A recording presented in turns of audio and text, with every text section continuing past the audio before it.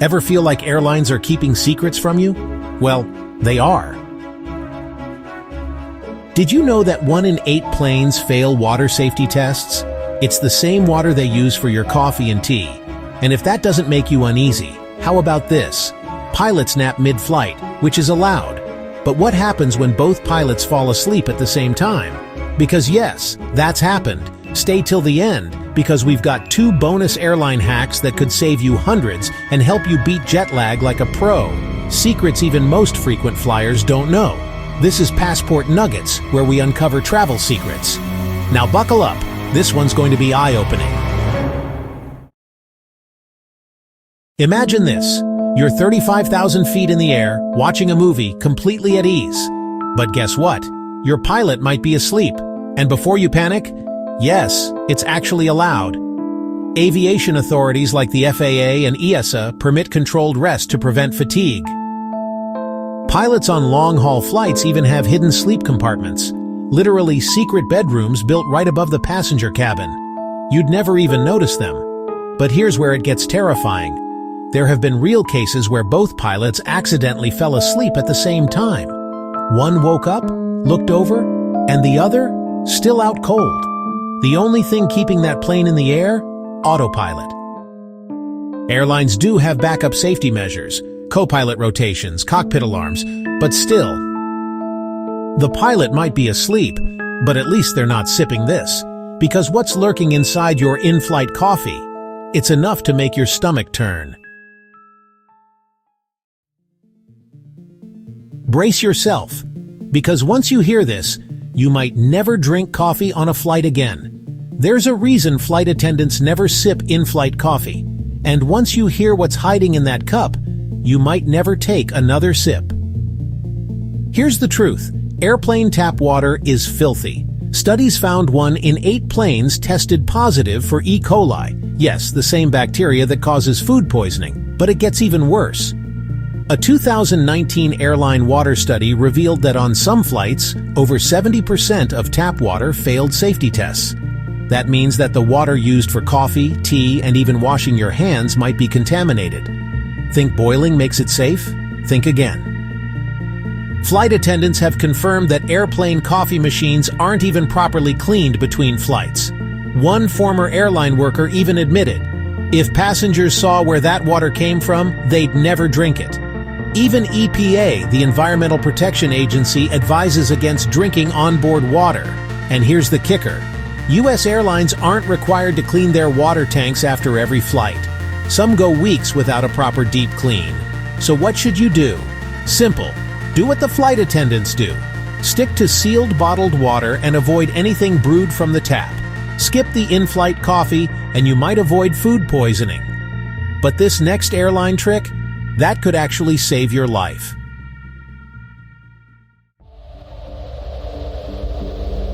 Think dimming the cabin lights is just for ambiance? Think again. That subtle change could be the difference between getting out safely or not at all. Takeoff and landing are statistically the riskiest moments of any flight. If an emergency happens, engine failure, a sudden impact, or an evacuation, you need to be able to see instantly. When the cabin suddenly loses power, your eyes would take precious seconds to adjust from bright lights to darkness. And in an emergency, seconds can mean the difference between life and death. That's why aviation safety laws enforce the 90-second rule. Every passenger must be able to evacuate within 90 seconds.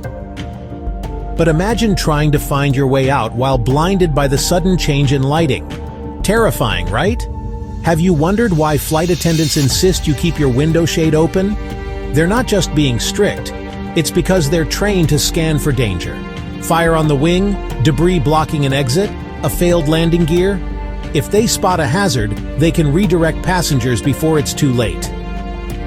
Studies have proven that people who react fast in low-light conditions have higher survival rates. Pilots? They actually undergo dark adaptation training, so their vision adjusts in seconds, not minutes. That dim cabin, it might just save your life. But not everything airlines do is for safety. Ever been forced off a flight you already paid for? It wasn't bad luck. It was a money-making strategy, and you won't believe how deep it goes. You booked your seat, checked in on time, and are ready to board.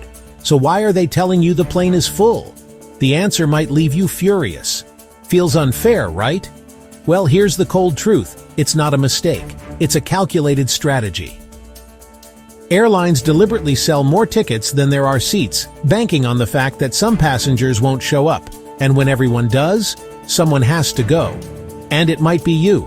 But airlines hope you don't know this. If they bump you, they owe you compensation. And it's not just a $100 flight credit.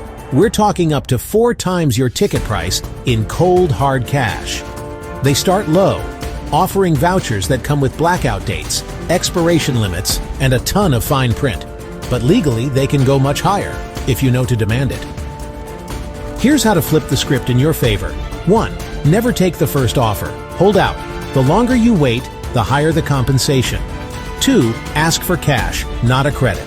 Airlines won't advertise this, but cash payouts are a legal requirement. 3. Know your price. If they desperately need volunteers, you're in control. You set the terms. Need proof? In 2017, a man on a United Airlines flight refused to give up his seat. They literally dragged him off the plane. The backlash: United stock lost nearly $1 billion. Losing your seat is frustrating, but airlines secretly rank passengers before the plane even takes off. Some get treated like royalty. Others, not so much. On every flight, some passengers get special treatment, while others get quietly blacklisted. And the crew decides your fate before you even know it. Cabin crew don't just gossip about passengers. They have coded signals to warn each other without you ever knowing. If you hear something like, "Passenger 22C needs extra attention," that's crew speak for, "This passenger is getting a little difficult." Code Adam. A child is missing on board. Level 2 situation. This means serious security risk. If you hear this, something's going down. And it works both ways. Be rude to the crew? You might not get that extra snack. Be kind. You might just find yourself with a better seat, an extra drink, or an exclusive tip on your destination. But when things escalate, flight attendants have one final warning system. If you hear them repeating a seat number over and over, that means a passenger is causing a major issue, and law enforcement might be waiting at the gate. And these aren't rare cases.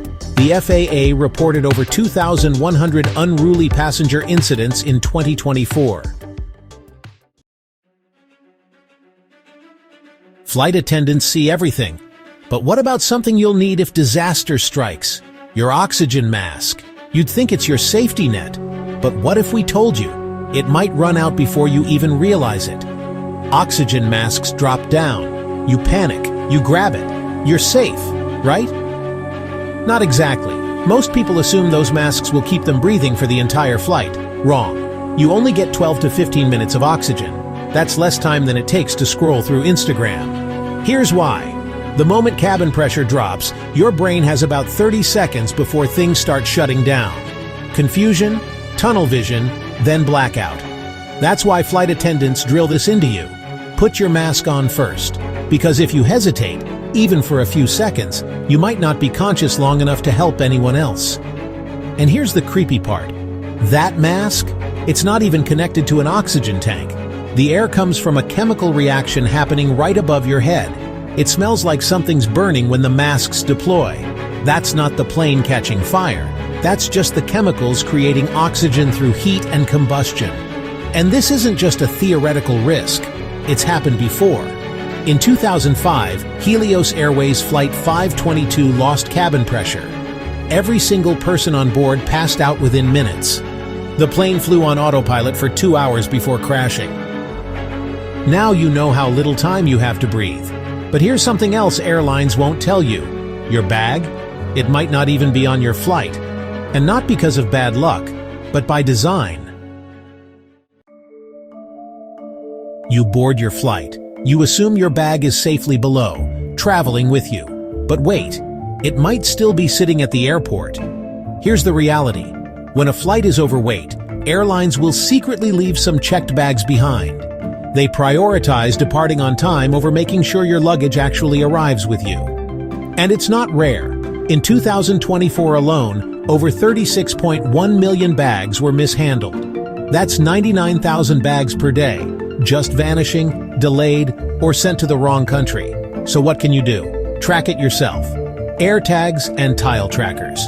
The only way to know where your bag really is. Take a photo of your luggage. Proof speeds up lost baggage claims. Never leave the airport if your bag is missing. Report it on the spot. But here's the part airlines don't tell you. Sometimes your bag is just sitting at your departure airport the whole time. They won't rush to tell you that. And if you think your priority tag guarantees anything, think again. Bags marked priority still get left behind. So next time your bag doesn't show up, don't panic. Investigate. Because it might not be lost, just delayed on purpose. Coming up, the real travel hack airlines hope you never figure out. Airfare pricing makes zero sense. Shorter flights can cost more than long ones, but savvy travelers use a trick to beat the system, and airlines hate it. A direct flight from New York to LA? $500. A flight from New York to Vegas with a layover in LA? $350. Same plane, same seat, but $150 cheaper. Sounds ridiculous, right? Welcome to Hidden City Ticketing. Here's how it works. Instead of booking a direct flight, you book a cheaper one with a layover in your actual destination. Then you just don't take the second flight. And it works. Frequent travelers save up to 70% using this trick. But airlines, they hate it. Some will cancel your return ticket if they catch you. Frequent offenders have even been banned from loyalty programs. One airline sued a passenger for using it too much, but they can't actually stop you. And websites like Skiplagged are dedicated to finding these loopholes. The only rule? Never check a bag. Because while you might hop off early, your luggage won't. So is it risky? A little. But while you're beating them at their own game, your phone, it might be causing more chaos than you think. We've all heard it. Please switch your devices to airplane mode. But have you ever wondered why?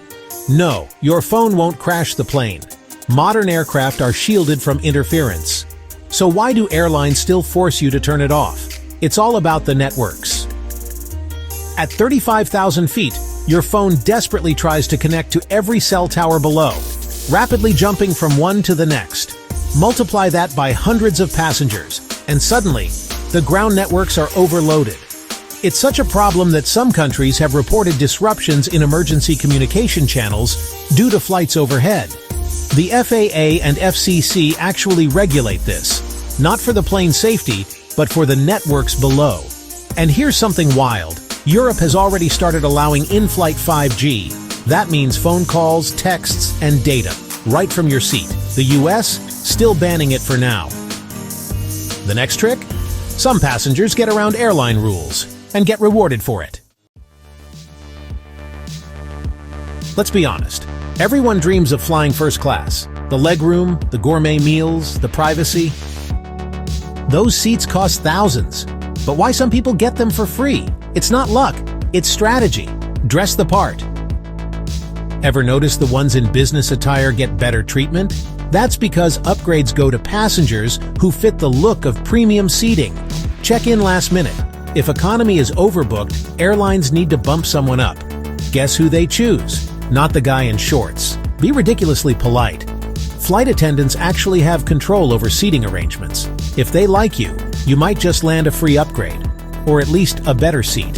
Here's something even crazier. Some travelers have gotten upgrades just for volunteering on an overbooked flight. Airlines hate delaying takeoff, so if you play it smart and negotiate, you could score business class without spending a dime.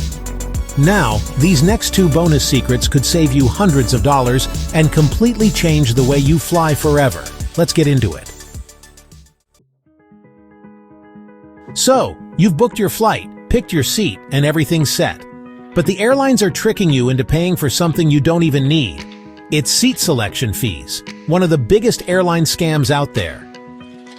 Airlines push passengers to pay extra, warning that if you don't, you could get stuck in a terrible seat, or worse, separated from your travel companions. But here's what they don't tell you. Airlines always try to seat groups together whenever possible, even if you don't pay for seat selection. Their system is designed to avoid splitting families unless the plane is nearly full. If you skip seat selection, you'll still get a seat, for free. And in many cases, airlines hold premium seats until the last minute, which means if you wait, you might score a better seat without spending a dime. Some airlines even reshuffle seats before departure. This means the seat you paid extra for might not even be yours when you board. So how to beat the system? Skip seat selection unless you're flying during peak season. Most of the time, you'll still get a decent seat without paying. Check in exactly 24 hours before departure. This is when airlines start assigning free seats, and early check-ins often get better spots. Ask at the gate. If the flight isn't full, you might even get a better seat for free. Now, this next scam is so sneaky that even frequent flyers don't realize they're getting ripped off. Ever had your flight suddenly turn around mid-air or make an unexpected landing at the nearest airport? The captain announces it's a technical issue or a medical emergency. But that's not always the full story. It's a secret airlines won't admit. Many emergency landings aren't really emergencies at all. If a single passenger becomes a security risk, aggressive, drunk, or violent, the pilot can land early and have them removed by authorities. This happens hundreds of times a year, and guess who pays the price? The entire flight gets delayed, and passengers often miss their connections. Some airlines deliberately reroute flights because of fuel price fluctuations. A quick landing in a city where fuel is cheaper saves the airline thousands of dollars, even if it means keeping passengers stranded for hours. You'll almost never hear about this publicly, but if a flight receives a bomb threat or security warning, pilots sometimes land at the nearest airport under the excuse of a technical check. Most passengers have no idea that they were sitting on a potential threat. But here's the twist. Why pilots never say the full reason for a diversion? It's because airlines control the narrative. They never want bad PR, mass panic, or passengers filing for compensation. That's why you often hear vague explanations like, "We have a minor technical issue." "A passenger requires medical attention." "The weather at our destination is slightly unstable." All of these might technically be true, but they don't tell you the real reason behind the landing. And here's the final shocking fact. Many of these emergency landings aren't necessary, but the moment the plane touches down, airlines save themselves from liability. That's why they always choose to land instead of taking risks. Now that we've exposed 12 airline secrets, tell us, will you ever trust airlines the same way again? If you think this is everything, you'd be wrong. The travel industry has even bigger secrets they're desperate to keep hidden. And guess what? We're going to uncover them, one by one. Hit that subscribe to Passport Nuggets right now, because every week we expose what the travel industry doesn't want you to know. Safe travels, and see you in the skies.